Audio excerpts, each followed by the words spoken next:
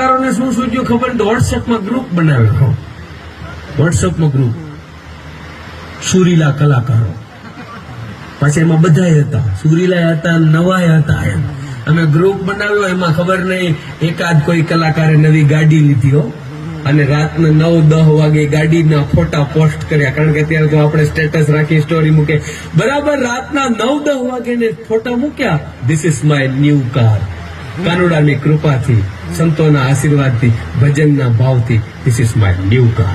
અને જે મારા જેવા જાગતા હતા, કોઈ પ્રોગ્રામમાં હતા, એને અભિનંદનનો ધોધ ચાલુ કર્યો. ભાઈ જય હો, વાહ વાહ, અભિનંદન, ખૂબ ધન્યવાદ, ખૂબ પ્રગતિ કરો.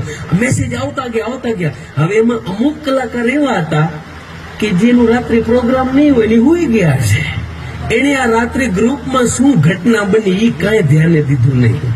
અને એમાં એક કલાકાર અમારે એવા લોક સાહિત્યકાર, સવારનો પોર થાય ને એટલે બીજું કઈ નહીં, ગ્રુપમાં એક સારો સુવિચાર મૂકીને ગુડ મોર્નિંગ કે. હવે રાતના આ કારના અભિનંદન આવે છે એ વાત એને જોઈ જ નહીં. અને સવારના ઉઠીને બાપુ ગ્રુપમાં મેસેજ કર્યો કે ભાઈઓ, ઈમાનદારીથી જીવવામાં જ તકલીફ છે, બાકી બૂચ મારવા વાળા તો ગાડીઓ લઈને ફરે છે. અમે બધા લેફ્ટ થઈ ગયા, હજી ડખો ચાલુ છે. હા, ઘણી વખત જોઉં ભાઈ, જોઉં.